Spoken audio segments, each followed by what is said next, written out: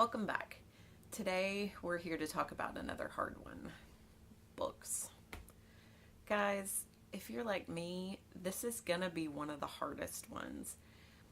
Readers like us tend to have a real emotional attachment to our books. I had a little help with my first book purge.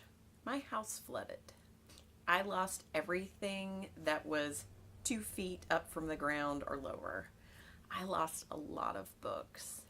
And looking around in my driveway at all of that waterlogged paper kind of really changed my life, because I realized that at any point in time, I was one busted water heater away from a whole lot of my stuff being just so much garbage.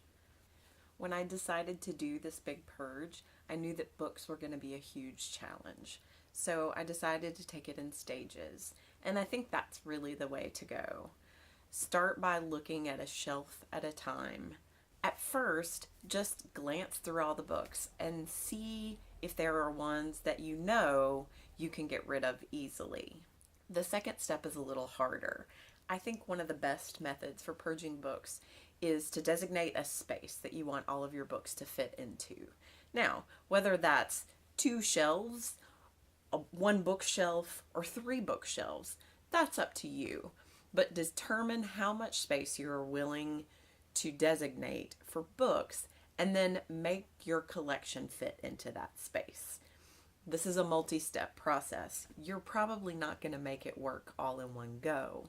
When I was clearing out my books for my office at work, I started out with probably about 10 boxes full of books. I mean big boxes. And every day I went through a different shelf and I culled what I perceived to be ruthlessly. After that first culling, I ended up with about 5 boxes of books, plus a few. A week or so later, I popped back open those 5 boxes of books. And at that point, I decided to go further. In some cases, I had maybe a series of 12 or 14 books. I decided that maybe that wasn't worth that much space to have those. So I would just pull that entire series out and let it go. Options for getting rid of books involve things like used booksellers. A lot of times you can sell books in the Nashville area with McKay's. You can just take them boxes of books and they'll give you a little bit of money for them. Another option is library donations.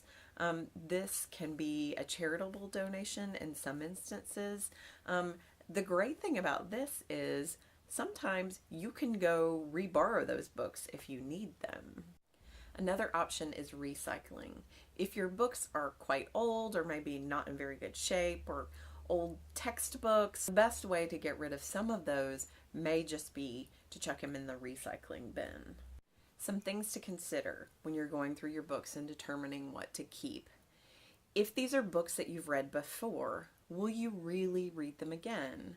Some you may. Some may be beloved series that you go through every year. Most of them probably aren't. Be realistic with what you think you'll read again. Reference books are a little harder, so think about if you need to reference this information. Will you go back to the book? Will you Google it? How much of this reference is really important for you to have around at your fingertips? That may vary depending on your hobbies, interests, and vocation. Another thing to consider is, do you need this book in a physical format? In today's world of ebooks, we can keep virtual copies of books, and for some things, I think this might even be better. I don't personally like reference books in ebook format, but I know some people who love that. So consider if you could get rid of the physical book and keep it in e-format instead. Another thing to consider with reference books is, are these books that might already be in a library? If so, that'll make it a little easier to let go of them. I found that with the books, I had to go through them time and time again. And every time I did, I found more that I could let go of. So don't get discouraged if it seems very hard at first. Repetition really helps with this. Every time you go through, you will find more that you don't really know why you kept the last time. So just keep at it until you get to the point where your books fit within their designated space. And don't forget to leave a little room for growth. Today, I want you to pick at least one shelf of books and go through that shelf, pulling out those books that you can let go. If you've already gone through your books, I want you to go back through at least one shelf.